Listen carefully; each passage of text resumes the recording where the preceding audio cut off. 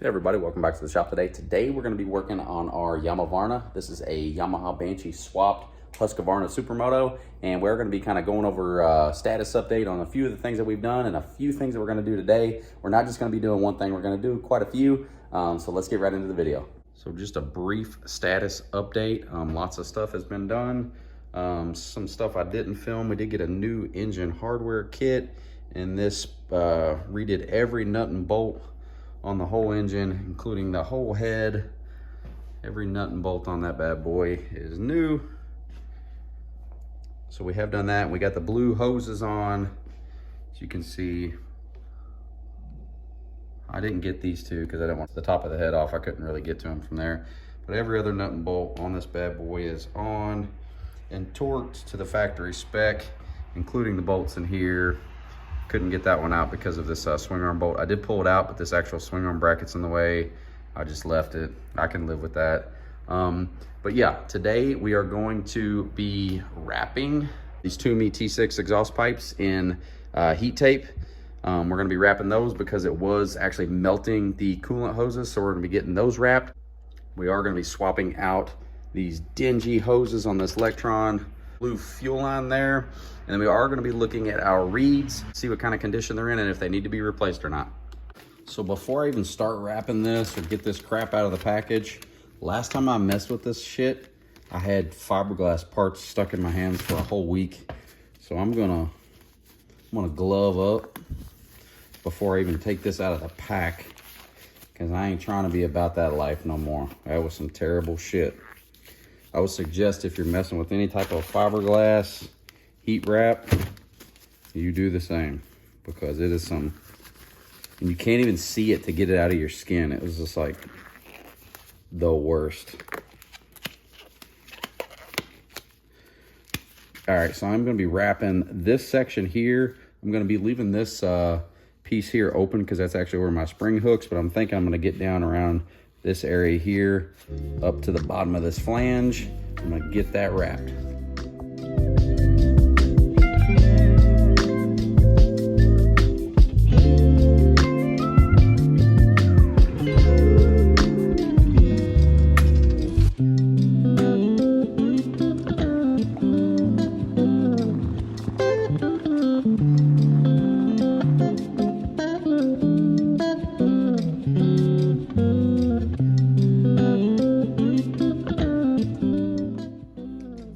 So we got our pipes wrapped there, so hopefully it'll keep from melting the coolant hoses.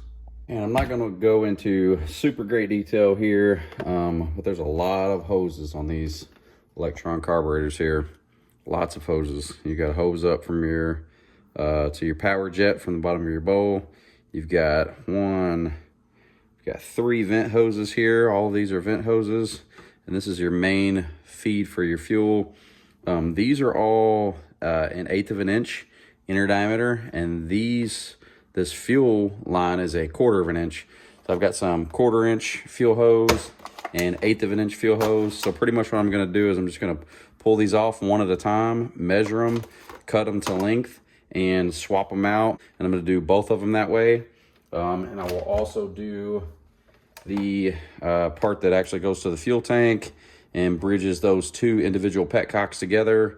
I will do all this as well. So probably put this in time lapse, but let's get started.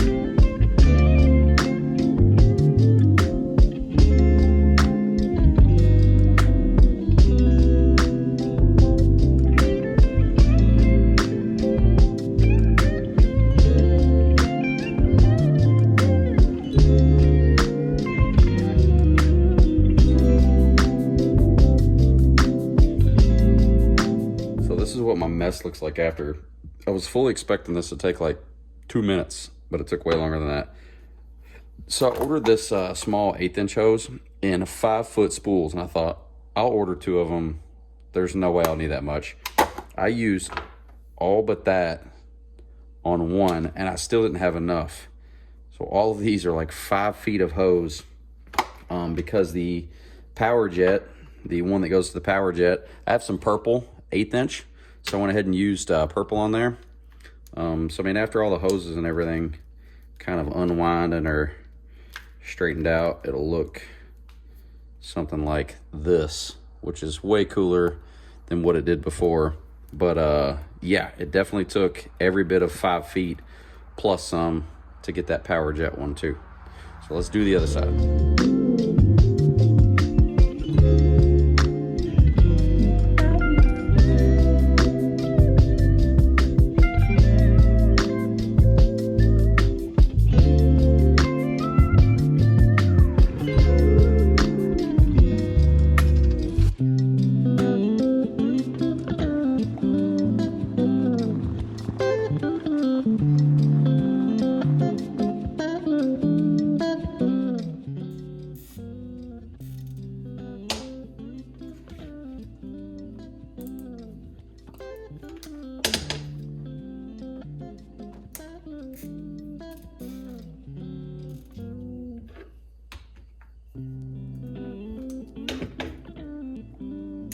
All right, so I honestly thought I was just gonna breeze right through this, but that was not the case at all.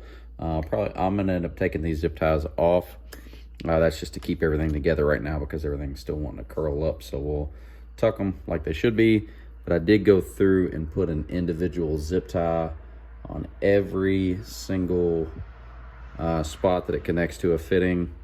So I did that for both carburetors on every single spot, and that was a little time consuming, as well as routing all the hoses. I wanted to use all blue, but I did actually run out, even though I had 10 feet of hoses. So between these two carburetors with all the vent lines, I probably could have cut the vent lines shorter, but I wanted to keep them at factory length. I used over 10 feet of this blue hose, and that's just in the 1/8 inch size. I didn't use very much of the 1/4 inch size. It was only really just these two pieces here. But yeah, came out looking pretty good. I think it's gonna look cool when it's on the bike. And I did do the crossover section as well to tie the two together for the two individual petcocks. So we should be good to go as far as carbs.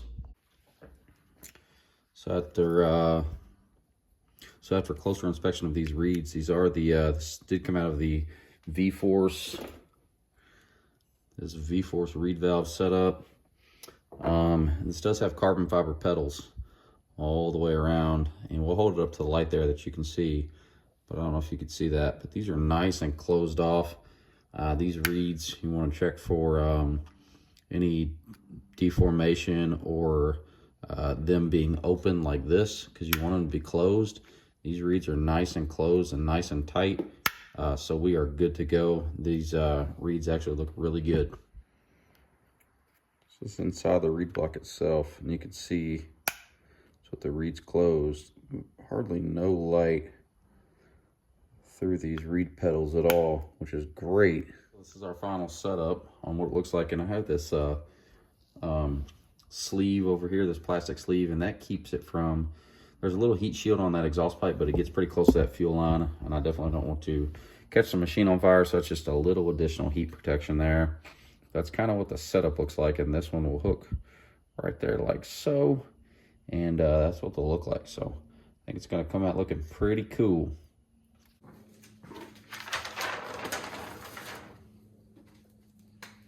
Engine hardware kit is done.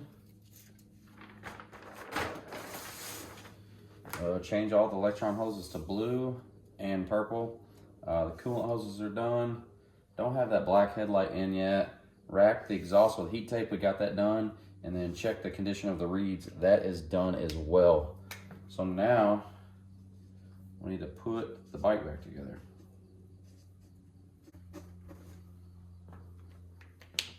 All right, everybody, that's it. Another late night in the shop working on this Yamavarna, but I think it's gonna be worth it whenever it's done. It's definitely gonna be one of a kind. So we did get our exhaust heat wrapped. So you can see it right there. We got that taken care of. We did get those Lectron carburetors, all those nasty ass old yellow crusty hoses swapped over to the blue. I think that's gonna look pretty good as well. And we did check our reed condition. I was surprised to see that it had carbon fiber reed pedals in it. So that's awesome, and it looks really good. If you guys have any questions about any of this, please let me know. As always, I appreciate everybody for watching. Until next time, thank you. Take care. And I think in the next video, we're going to be putting this thing back together. We'll fire it up and give it another rip.